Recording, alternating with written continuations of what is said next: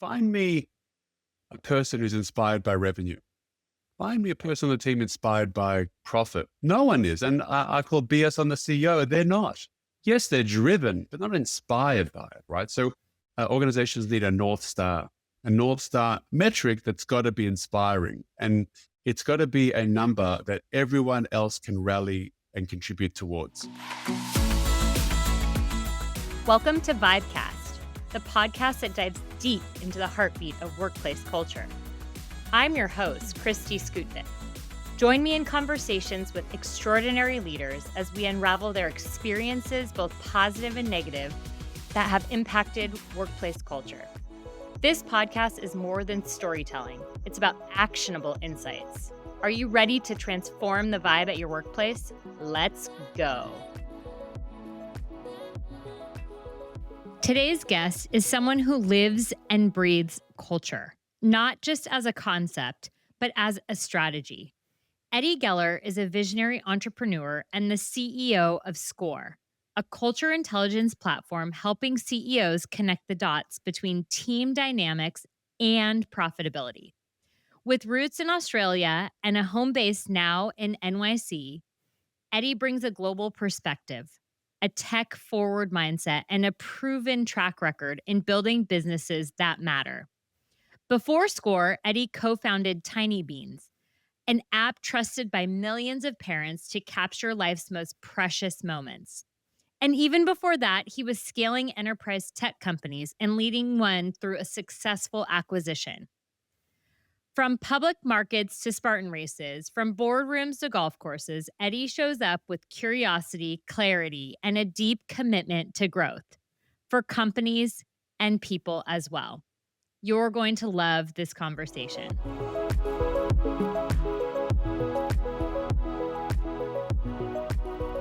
All right, Eddie. Well, despite the technology spirits being against us today, in trying to record this episode, we are here, and I am grateful and thankful for you working through some of those challenges with me and for me. So thank you for being here and spending the next, 45 minutes or so with me to talk through all of the things around workplace vibes. Fantastic. Kristi, thanks so much for inviting me on the show. I'm a big fan and really excited to have this conversation together. Amazing. All right. Well, as I do, I want to hear from you how you understand, or not understand, really define or articulate workplace vibes. Like, what do they mean to you? If you were explaining them to somebody else, what would that look like, feel like, sound like? For sure. I love the question. So in my mind, I think about the vibe of a workplace to be connected to a bunch of, experiences related to behaviors, connection, common beliefs, and this feeling you get. Like when you enter the room, is it an environment in which you relate to, you appreciate, you recognize, and you connect with, right? I mean, actually in our world, we call it cohesion, right? But I think work vibe is a good, fun way to describe it because it's a positive, positioning as a vibe, like you just think in a positive way. So, and I have music through my bones and through my veins. So I think about this in a much more fun musical sense as well. And but definitely a vibe is just how you feel and how you, turn up to a group of people in their workplace that they're in. Okay, so you say music. So this is one of my favorite things to ask people, actually. And I've actually asked this at the dinner table before and made my kids think about it because when you think about somebody's personal vibe, like at a baseball game, like what's your walk-up song? Oh yeah, for sure. Well, it's funny. The walk-up song, I'm not sure I have that answer, but I typically ask a similar question in a different way. What's your go-to karaoke song? Oh, there you go. What's your first karaoke song that you're like, okay, Kristi, you're up. Like, what's your song? So my song is Bust a Move by Young MC. Oh, yes. So that's my song. Now, whether or not that would be the walk-up song, I don't think that'd be the walk-up song. The walk-up song is probably something like Hearts on Fire from Rocky IV or something.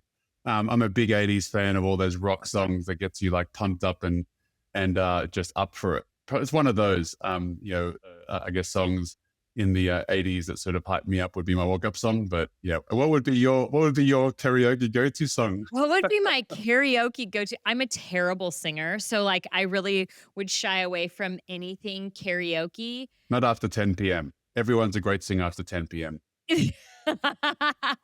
I'm usually not awake after 10 p.m. Well, I'm much more of a morning person. So there could be a correlation between staying up late and enjoying karaoke, I and get maybe it. that's why I don't like it. And I think my walk-up song, like, changes, right? So, it's like for karaoke, I think of, like, disco songs, like, that's what comes to mind. I think because they can, like, people can sing them, they have, like, a good beat. Like YMCA or something. Yeah, or like, uh, Staying Alive or like, something like that, right? I haven't actually Fun. thought through Sure. that completely, but that's my initial gut reaction. And I then my like it. walk-up song, like, that changes. So, I would say it depends and this will probably go into more of our conversation, but a walk-up song for me changes depending on the environment, the people, what I'm there, like what place I have or what value I bring to whatever's happening. That would change whether it be like something mellow or something really hype or rap or country or all the different genres. So I'll state the standard HR answer. It depends. How about that? I get it. I get it. Yeah, I mean, I think the day of the week, the mood of the day, the time is definitely a factor. But having said that, I almost think if you had a song that would hype you up and put a smile on your face always, wouldn't that be the song you want always? That's true. That's a really good point.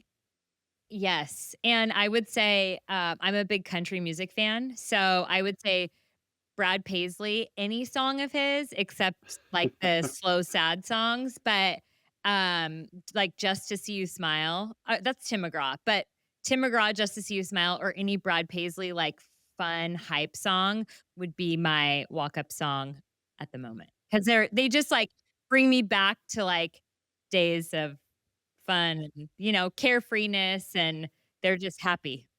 So I love it. I love it. Very cool. talk to me where I want to start with you because you have such a fascinating background, and the things you're doing today isn't just like you woke up one day and you decided this is what you're going to go do. There was a build to this, right? And so I want to hear from you, kind of your journey to where you are today, and if there was any kind of defining moments in your life, career, where you decided improving the vibe in an organization or having an impact on that vibe became kind of front and center and really important to you, right? Because some people go through their life and that it really isn't something that they think about. Maybe they naturally do it or don't do it and have a good or bad impact. But this is something you have now kind of shifted your focus on, right? As you, and we'll get to what you're doing today, but I want to kind of hear your journey to get there. For sure.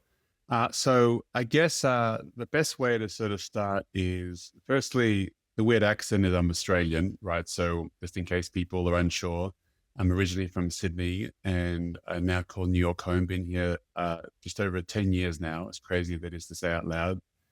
But my first company was a technology consulting company. We did a lot of software development, website development, etc. And I started in 1999 because I was a really, early internet programmer and I had too much work on. That was the genesis of starting a company, the entrepreneur in me. And we went through lots of ups and downs. Like the dot-com times was a down, although it was up before. Went through lots of ups and downs. I remember having to put the house on the line to make payroll the next day in 2003. And that was when 40 people, like very much defining moments, but, young and ambitious and very much believed in what we were creating. So I always believed on betting to win rather than you betting not to lose. And then if you ask me about our culture in 2008, which were about, I don't know, 80 people, we're doing about 10 million in revenue. We're doing about 15% EBITDA. And someone said like, that's pretty good. We're doing pretty well in the business. We're growing, had some really great contracts. And if people said to me, define your culture, I was like, it's a great culture.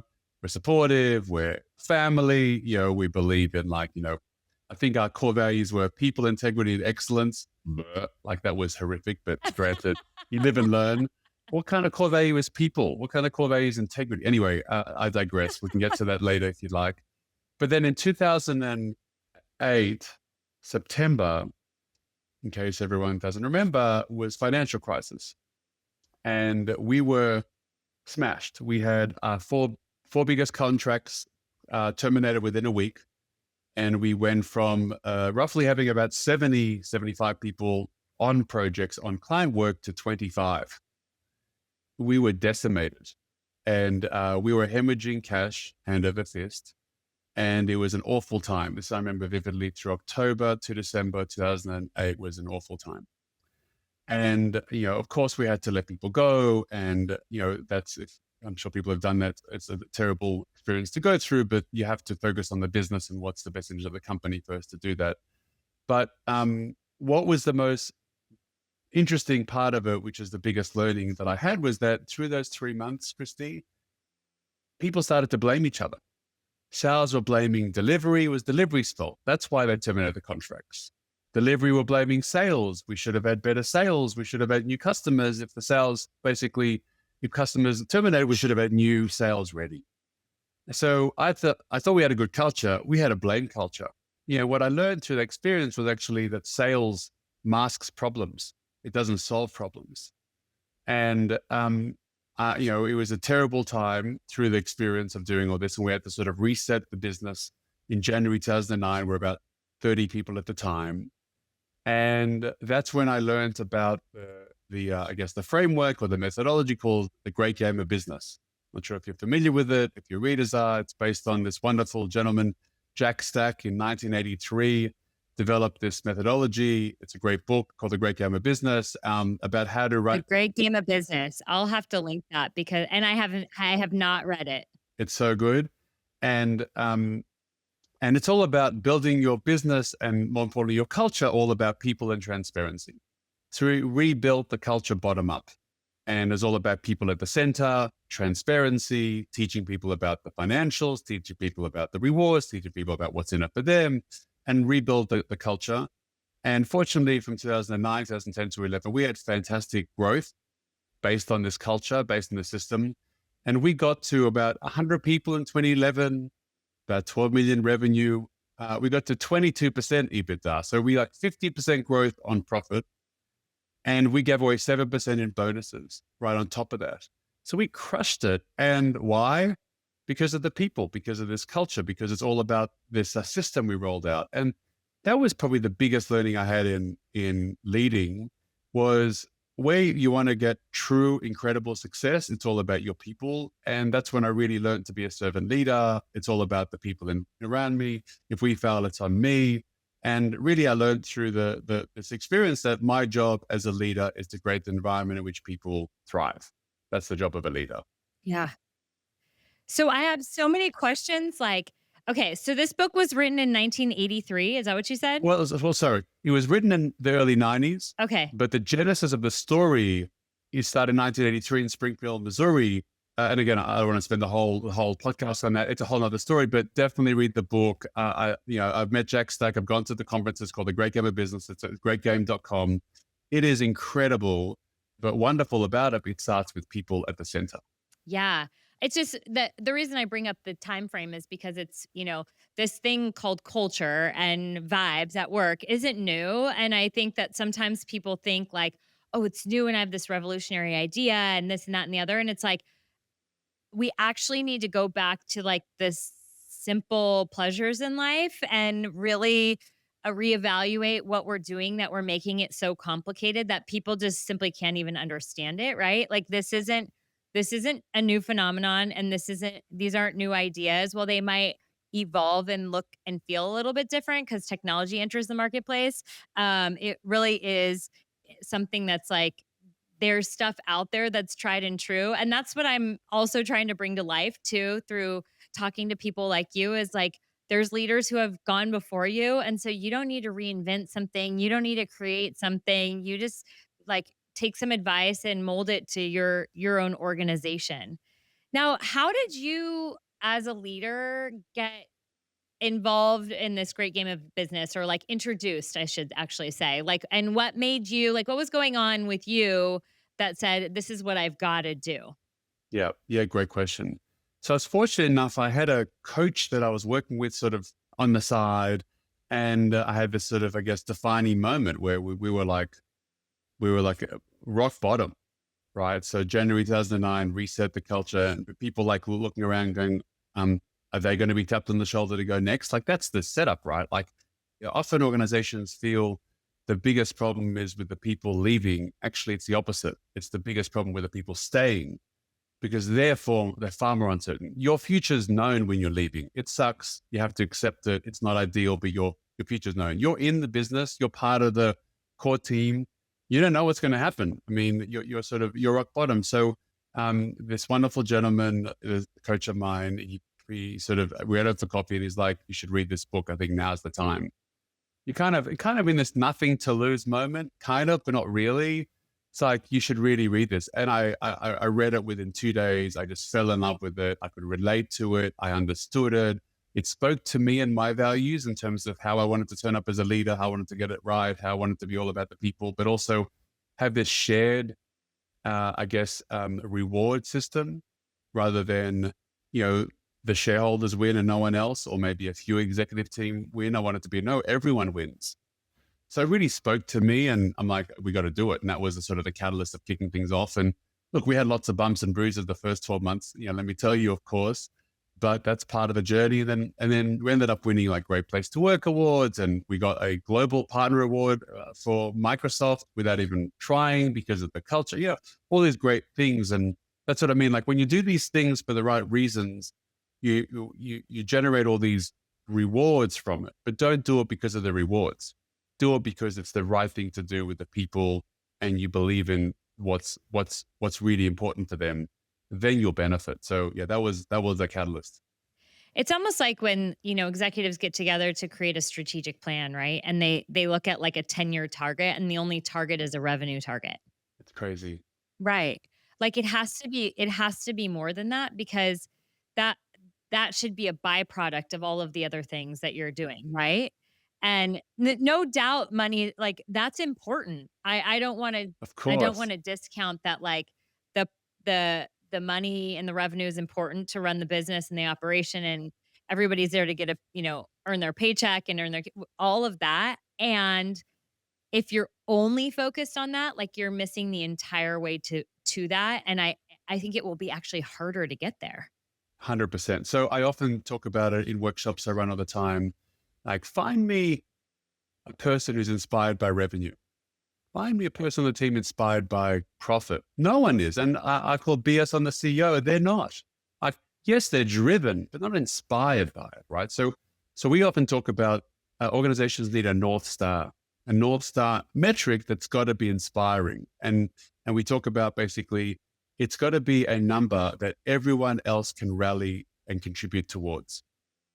And that's not revenue and that's not profit. But to your point, if you nail it, profit and revenue will come, but it's not the number one thing. And so often with the organization, like, you need to find your North Star and find what really drives this economic engine of your business that's inspiring, but it's not the traditional boring financial metrics. Right, right.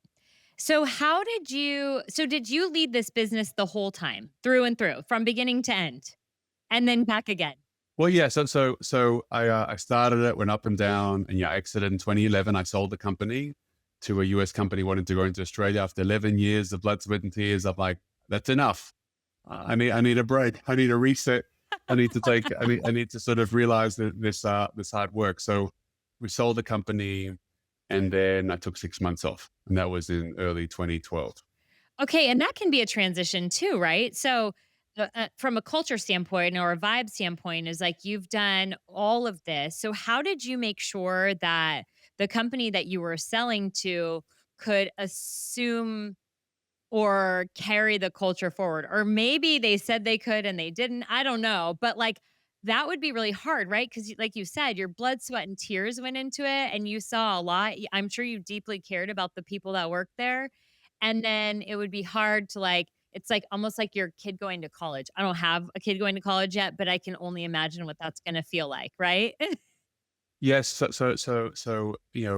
insightful and great question. So when the company acquired us, the first 5 months, they left us alone and said, look, just keep doing what you're doing. All the great things are there. Keep doing, this transparency, there's book management, there's financials, but, all that stuff. And one day the CEO woke up and decided that was going to change. He goes, you know what? All this stuff that you do about this, the weekly, financial meeting with all the staff, scrap that. And all this, communications that you're doing with the team, scrap that. These rewards and recognition, that's not important. That's not how we do things. And then literally over the course of the next 3 to 6 months, the rest of the calendar 2012, turned off all the great things that made us so successful. And you know where this is going to go because we're a consulting services business with talented people who get to choose where they want to go, including that they were choosing to work for me. But with this new regime, sadly, out of the 100 odd people that we were when they acquired us, 2 years later, there were 3 people left. Yeah. And going back to the analogy of the child, I never thought I sold my child because you never sell a child. Right, right.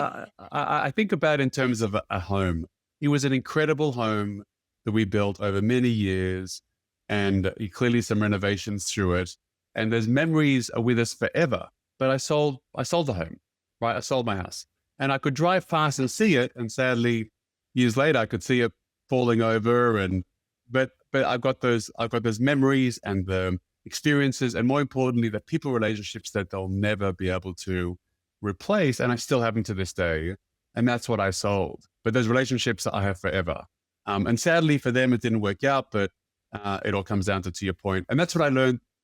Culture is really the critical piece of acquisitions. 4 out of 5 companies acquisitions fail, because of culture. And it's the least amount, or it's the least focused in terms of due diligence, the irony. And that's part of what I want to help fix with SKOR, which we'll get to eventually.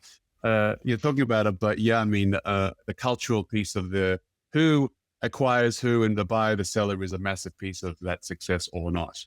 Yeah. Yes, I've seen this too in clients that I've worked with that are going through M&A activity.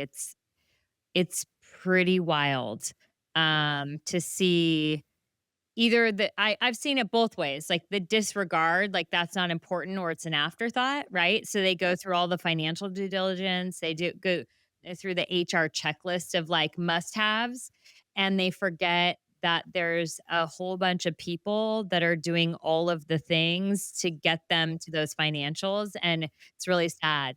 And then I've seen it the other way around, and I've seen it works really well. There's just so much it's so hard to always put data around it, and I know we're gonna talk about that.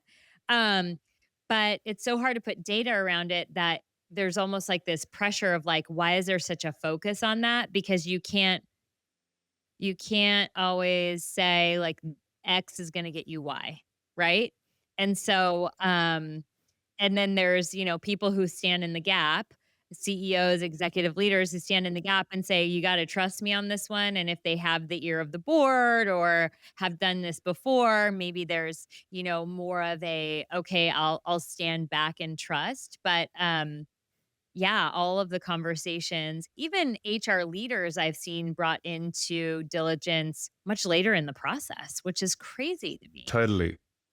Yeah, it's lunacy. And what's interesting is that they spend so much time and money on financial engineering, legal compliance, all these risk-based assessments.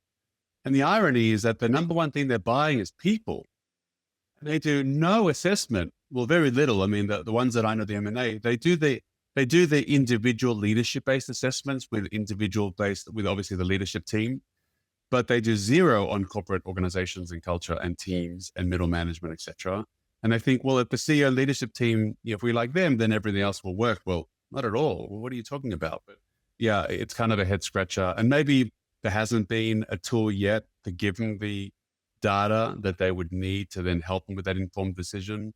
So, I don't want to be too critical, but yeah, it's a whole area. It's the biggest risk and sadly the least amount of money and time invested.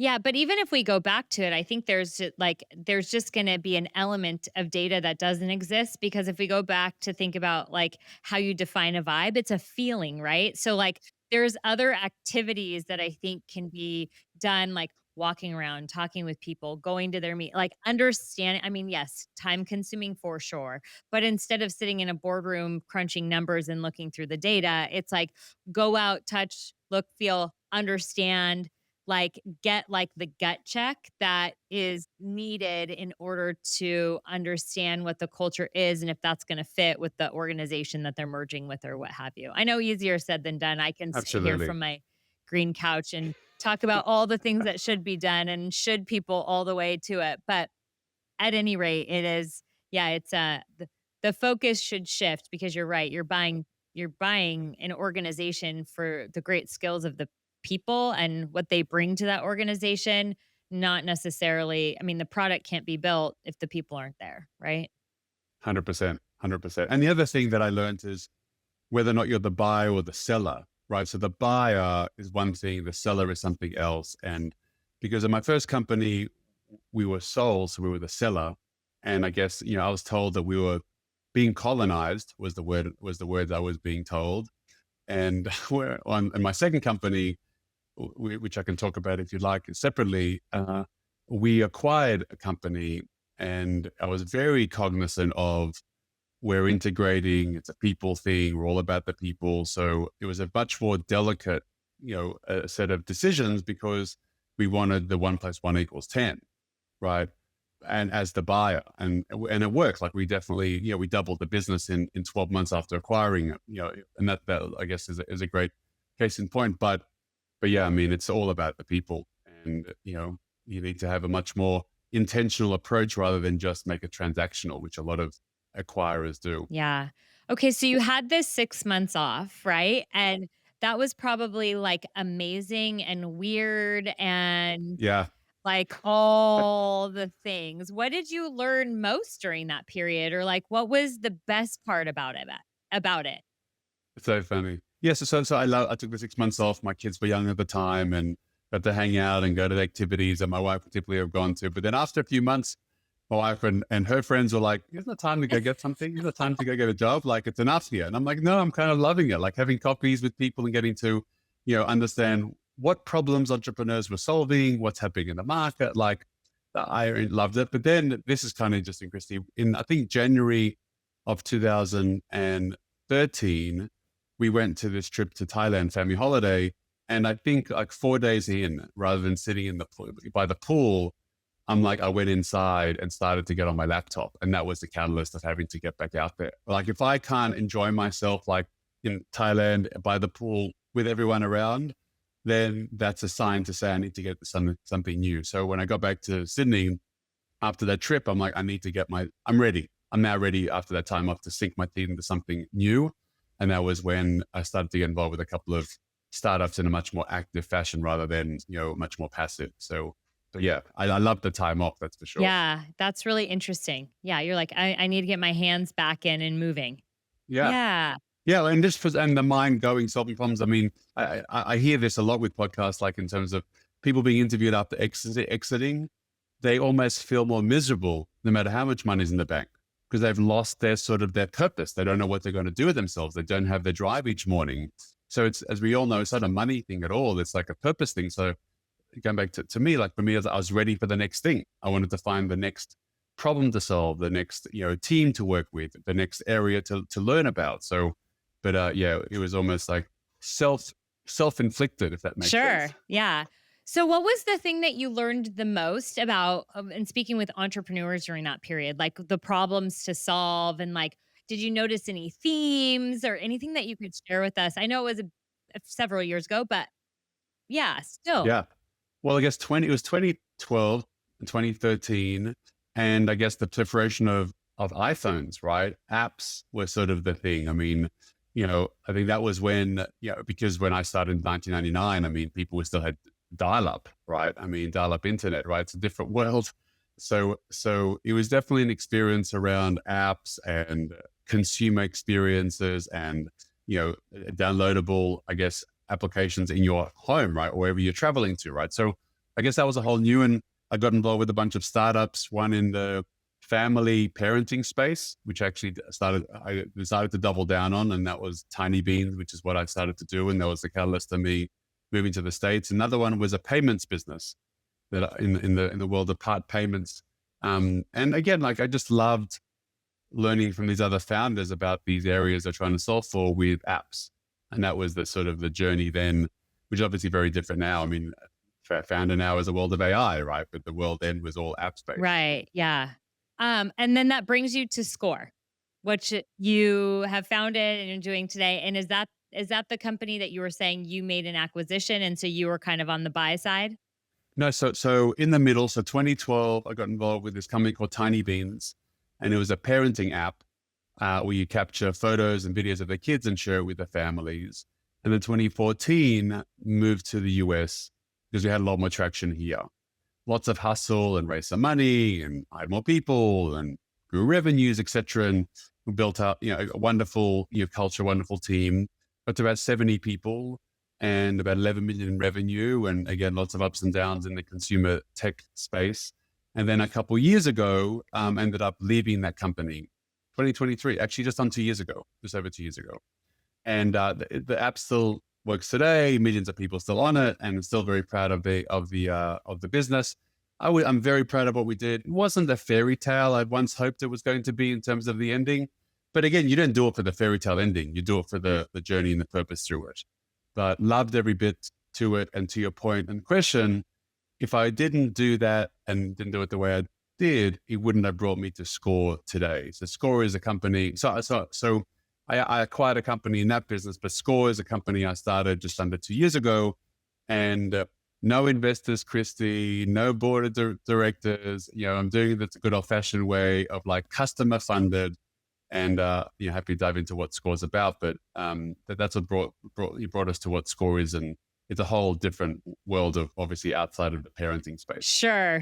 Yeah, definitely different. But I will say, like, there's probably some similar behaviors that or things that you paid attention to in the parenting space that you can kind of bring to leadership and culture and vibe and all of that. So 100%, 100%. and I love that you're just doing it completely customer funded. So I'm not sure if I shared this with you during our initial conversation, but I listened to this other podcast called Acquired. It's two gentlemen and they do all this research on other companies. So they've done Rolex and they've done, the one I listened to was IKEA. And Igor, who was the founder of IKEA, he's never taken an investor. He's like cash flow positive. Like the growth was slower because of that. But I mean, it's IKEA. Like and when you listen to the story, you're just like, this is phenomenal. Like, it allowed him to, and I'm curious to know like your intention behind that, because for him, it like allowed him to like explore, be creative, pivot, do certain things that he knew he couldn't do, and he could stay true to his values. Whereas he felt like if he got other like investor money or money other places, he wouldn't be able to do that. And that was super important to him. So anyways, that's totally down a rabbit hole, but it reminded me of that. So tell us about SKOR. Tell us about your intention behind growing this or starting it, growing it, keeping it the way it is. For sure. And so on that, so I love that. I'm going to listen to it. And I've been listening to Founders, which has lots of incredible podcasts as well in terms of the stories of like these incredible, founders from all over the world, from the Sony founder to Amazon founder to, NVIDIA and all those stories. But to your question in terms of, I guess, it's a classic, what I did on my previous lives, on my previous businesses has taught me to do things differently now, right? So I did not have great experiences with some investors. It definitely drove a bunch of very different behaviors and different priorities that, upon reflection, were not in the best interest of the company, least of all the people.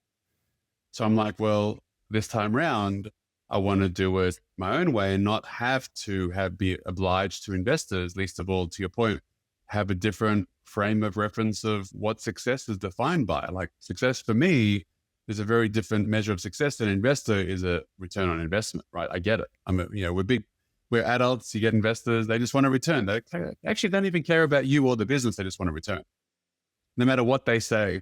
And yes, there's nice investors and not so nice, there's spectrums, but that's their job. Their job is to get a return on their money, right? So SKOR, which I'll dive into what we're doing, is like the reason why it's customer funded is because, first of all, I don't want to rely on externals. And secondly, I do want to pivot and figure out product market fit and go at my own pace and learn the hard way and not have like $1 million in the bank and go, let's go find 10 people and then just go fast, because I don't even know which way I'd go fast with. You know what I mean? Like, I don't know which direction yet. Yeah, I'm not interested in raising that money, but at the end of the day, customer funded is the best regardless, right? So diving into what SKOR is about. So SKOR is the vision for workplace culture measurement, and more importantly, team-based measurement, because really your organization is a team, and you have many teams within that team, kind of like football, offensive, defensive team, a large organization, 1,000 people, 10,000 people, frankly, 50 people is a team. And you have multiple teams within it, whether that's location-based or department-based. And using a whole bunch of science and experience, we measure every team. You get a score, SKOR, out of 100. So our vision is that we're creating the universal metric for team performance, kind of like you have the NPS for customers. There's no metric for workplace or teams. And least of all, there's no metric on the scoreboard around your people that's focused on culture and performance. So SKOR is basically an assessment platform where every team and company gets a score. And then not only do they get a score across every team, we also benchmark them in the industry to see where they stack up in the industry. And then we show them how much profit they're missing out on by not focusing on their people and culture. And our vision and purpose is to convince the millions of CEOs in the world that the number one priority should be their people always. And through that lens, show them how much profit they could be generating if they prioritize their people. It's amazing. And I love going back to like the data, right? Is that CEOs want to see the data, and there's investors who want to see the data, and there's boards that want to see the data. And so when you show them that number of how much they're missing out on because they're not focused on people, I think that's super compelling, because then it becomes about the financials. And it's like, oh, wait a minute, right?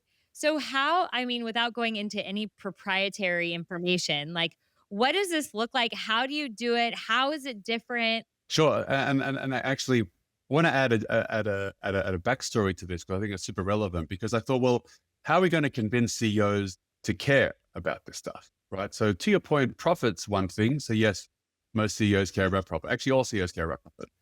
But another factor that CEOs actually care about more emotionally is competition. Most CEOs hate losing. And I've seen many times CEOs going ahead with something purely because their competitor was, or they were behind their competitor, irrespective of financial implication. Well, yeah, you'll see acquisitions We're competitive happen. beasts. Yeah, Exactly. acquisitions Yep. happen not because it's going to inorganically grow their organization. It's because they are going to take out the competition. Exactly. Totally. Offensively or defensively, spot on. So the two pieces of our platform which are critical is the connection to profit, which I'll dive into shortly, but also the benchmarking. The fact that you get a score and we show you if you're a leader or a lagger in your industry. We've seen also CEOs go, oh, damn, we're losing. Like, we're behind what others are. Like, okay, we better do something. Oh, and we generate more money if we do. Oh, even better. Like, it's just so interesting to hear them respond to this stuff, because CEOs are naturally competitive. Like, to your point, the data, like, and they hate losing. So that's two factors. So how do we do it? I guess if we take the parallel of sports, right? Let's think about sports, right? So in my previous life of all these companies I talked about earlier, we did engagement surveys and staff surveys and NPS, whatever. But what I learned through today's experience was that it's kind of like there are all these lagging indicators we're being asked about. Like, what's your relationship like with your manager? Do you trust your manager? Do you care? And all these things. And all these lagging indicators point you to symptoms, never root cause. Because like, if I don't trust my manager, how do I build that trust? Like where do I start? I can give you 10 different theories of why you don't trust them or they don't trust you, but where do you start with that? So it leads you to a symptom. So take the parallel with sports, right? If we think about, let's pick basketball, you have sports day and you focus on, okay, we need more 3-point attempts, less fouls, more free throws. to get more three-pointers in, it's not to score, not to attempt to shoot more threes. You don't get more threes in. You're not going to win more games by shooting more threes. You're not going to win more games by less fouls. That's not the way to win. The only way to win games is to actually have better training, better inputs, better performance, better team accountability. Better. So what we've done is taken, if you focus on the inputs, the training, so it doesn't matter what sport you play, but we measure your training, your diet, your sleep, your conditioning, your speed, your exercise, then you have a much better game day. So we've taken the science of sports and applied it to the workplace.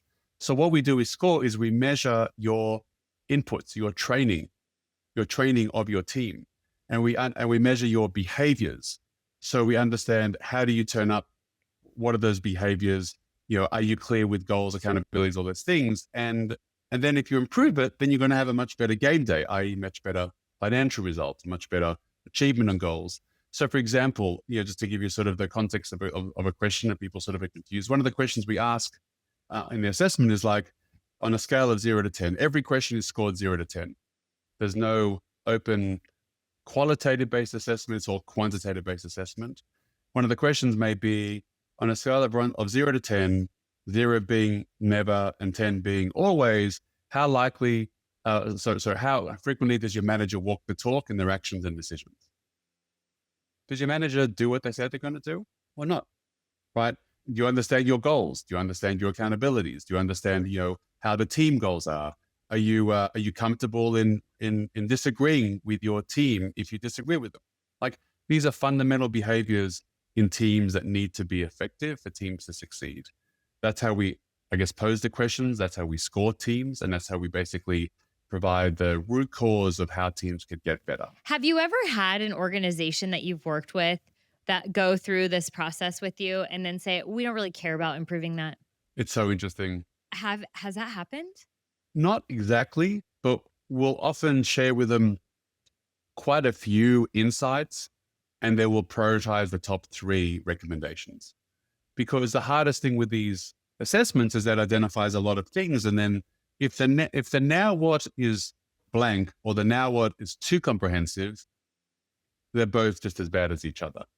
You want it to be, what are the top 3 in the next 90 days we can take action about tomorrow to improve the performance of the team? And that's typically linked to the financials of how we drive performance. So for example, we often talk about productivity loss. And productivity loss is a key driver of profits. And like, for example, we recently finished up a project where an average 7.3 hours a week was wasted on the wrong things by the team. It's almost a whole day. Yeah. And it's exactly 20% of the week. Yeah. So if you give back to the CEO that calculation in their salary terms, and they see that's $1.7 million, that's a big number. So we're like, well, what if we were to take that number and just halve it? Not abolish it. That's too ambitious. Let's halve it in the next 6 months. That's like $800,000 we could generate of more productivity, and maybe you have to hire more people. We just have to get existing people more productive. And it just opens their mind. Look, the fundamental, intent behind this is that it's not to be perfect on the numbers. It's to invite rethink with the numbers and to rethink the priorities based on the numbers. Because I can't get into an argument of like, well, it's going to be $1.8 million or $1.6 million or $500,000 or $3 million. That's not important. But the fact that we've identified you could be better, your team could be better, you could be performing much more effectively, and the team would be happier. Why wouldn't you do it? Here's the way to do it. Yeah, it almost gives them a reason to start to change their belief about what's important, right? So like you and I know that beliefs change behaviors, and it's like many engagement surveys that I've seen are just trying to change a behavior without changing the belief system. And so it's just temporary, or it's like, okay, I'll follow this checklist of writing this handwritten note, but they don't really understand like why they're doing it or that they want to be doing it, right? Like that's more important, is that people want to feel like there's care and concern. And if the person doing it, the leader themselves, doesn't really understand why, they can't show care and concern. They just transact something. 100%. I know you are so right on that. The belief is critical. So what we're trying to do is invite them to rethink. We talk a lot about rethinking, and like, what's something that, these beliefs of the past, and how do we invite them to rethink of the future? And the only way I think you started with this is it's got to be around the data. It's got to be around what's in it for them and what's in it for their companies by doing it this way. Yeah, and that's usually their focus, right, is on the financials because they are a financial steward of the organization to some degree. I mean, yes, it's the people that they need to steward too, but there's numbers around that and paying for the people to work there, et cetera. So that's really, really interesting. So if you could share like some key things people have done in order to kind of turn that around or a success story, if you will, that would be amazing. Yeah, absolutely. So we focus our energies on the recommendations on tactics they can execute straight away. Because if we lean into like, oh, leadership development training, it's going to take you 6 months to stand this up, roll it out, you see results in 12 months, we're going to lose, right? So we talk a lot about these tactics. So for example, one of the clients we're working with, we're basically, we found that there's this gap with what's happening out in the field with what the office is realizing is happening, right? There's big gap, right? I mean, that's a classic. There's thousands of businesses like this where people are on the tools in the field and people in head office think it's happening a certain way and they just don't know. So what we recommended is every day when the people on the tools come into the office to sort of drop the tools off, or whatever it's defined as, we actually bring in an after action review, like a tactic for 5-10 minutes about just review the day. What worked well, what didn't work well, what'd you learn from the day, what could be better tomorrow? This kind of like daily huddle in a way for reviewing the day. And it's 5 minutes, not expecting like you like to move the ocean, 5 minutes. And it's amazing the take home value, the learning and the results already seen just by seeing basically the office going, oh my God, I didn't realize that's the case. Oh, training is this way, not that way. Well, that's not working like that. The customers are seeing this way, not that way. Like this whole connection point. Well, these are really about, as you would appreciate, these are muscles. Each one of these aspects of a team are muscles that we all need to flex and develop. And this muscle of learning and sharing, understanding and connection with the goals have to be connected. And that's one key one. Another one we found that often we'll see leadership, not be as trusted with everyone else as they expected they would be. Leadership think that everyone trusts them. Everyone else goes, you're kidding me, right? So, and obviously, everything in between. What we've recommended in the past, and I learned this in my last company, we've recommended like a Friday meeting. This is typically for smaller teams, like 100 to 200 people, a weekly wins and fails meeting. Where each week you share about your win for the week and your fail for the week. And it leans into leaders being vulnerable about their fails, going, oh, they're not robots. They also make mistakes, and also shared the wins. So you get people sharing wins and fails. And that's been incredibly powerful for shared learning and shared trust and shared connection with what we're trying to create out there. So again, tactic, simple to do, execute yesterday, get on with seeing value, not this sort of, there's another, I can give you dozens, but there are two that come to mind that have seen real impact and real results immediately based on connecting the data of teams. That's amazing. And again, like we talked about very early on in our conversation, super simple, right? Like, and that's the core value of mine is like keeping it super simple because it's like people get like anxious about these like very comprehensive, big things. And you're like, time out. It does not have to be like that. Like, what are we trying to accomplish? It shouldn't be It like that. shouldn't be. People can't. They don't want it. It has to be easily understandable. They have to be able to like, relate and connect to it. And I think maybe I was sharing with you. I was working in a consulting engagement, and we were in a room with a bunch of leaders, and we had done some assessments, and we were talking through some tactics similar to like what you're saying. And this one leader, I was like, I could tell something was going on with him, and I was like, what's up? And he says, I got to say, I'm really embarrassed. And I said, like, what? And he's like, Wow. this is really simple. I should have thought of this. This should have been my idea. Yes. And I'm like, I don't care whose idea it is. Let's just like recalibrate where we're starting off on and what we're going to go do so that we can have an impact, right? It doesn't matter whose mouth it came from. Totally. And that's, to be honest with you, some of the challenge I find in managers that they think they need to solve everyone's problem and actually have all the ideas. But the irony is that you actually want the least to come from them. You actually the most to come from the team. And that's the thing. It's like almost like the self-esteem or self-confidence or like them to be a true leader as opposed to a manager. And you don't want them to come up with ideas at all. Frankly, you want them to be engaging and eliciting the ideas from their teams. But that's a whole nother topic. But yeah, I love the simple thing. I often will say to someone, if they've explained something to me and I got it, but I'm thinking most people don't, I say, can you explain it to me now like I'm your grandmother? Like, what do you mean? I'm like, well, okay, so I'm your grandmother. Bad visual, but Yeah. forget it. Like, just you go with me here. Yeah, but you get it, right? Or Yeah. grandfather, explain it to me. Explain it to me. And they're like, well, it's this. I'm like, that's the wavelength. The wavelength is simple. If it's not simple, no one will get it. At least they will be confused by it. So I love it. I love that the approach, Kristi, definitely has to be simple. Yeah, yeah, and people will naturally maybe walk away sometimes not feeling comfortable to ask questions, and so now they're just left being confused, and you think they totally understand when you overcomplicate it, right? And so then you're like, "Wait, you didn't ask me any questions." Probably because 'cause they're embarrassed because 'cause they're like, I wanted to ask those questions, but do I look stupid? Do I like" they're like, "Why not just start out simple so that everybody can understand it," right? 100%. 100%. I couldn't agree more. Okay. So we could probably talk about this all day long because you're helping organizations. I'm helping organizations. I'm super passionate about this kind of stuff. The data piece behind it is fascinating. So, but I want to be cautious of time also. So, what is one thing that leaders, leaders, and I don't mean leaders just who have direct reports, but leaders within an organization, whether that's an individual contributor leading a project team or leading themselves or influencing others around them, or truly a CEO or a leader of an organization, what's one simple thing that they could walk away with after this conversation and just go do next to start improving the vibe of their team, organization, personal life, etc.?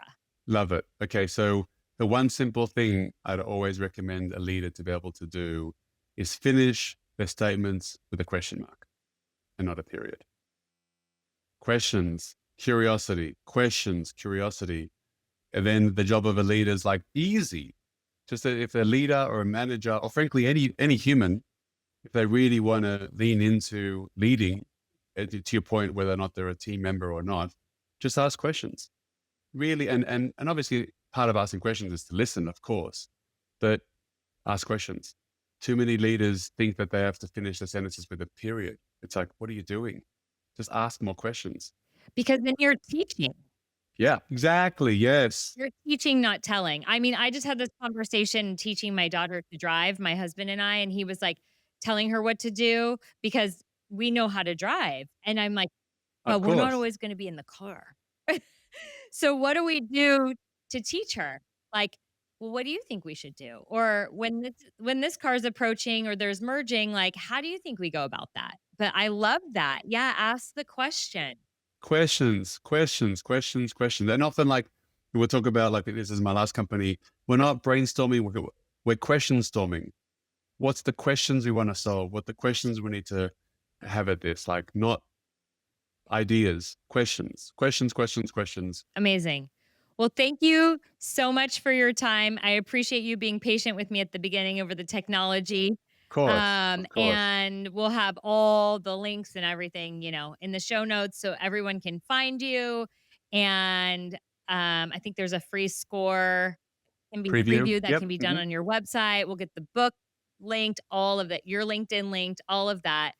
So people can find where you're at and kind of discover the great things that you're bringing out into the world. Amazing. Well, thank you so much, Kristi. What a super fun conversation. To your point, we could probably talk for hours, given we love the stuff. But thanks for having me on the show and inviting me on to chat to you. I really appreciate it. Thanks so much.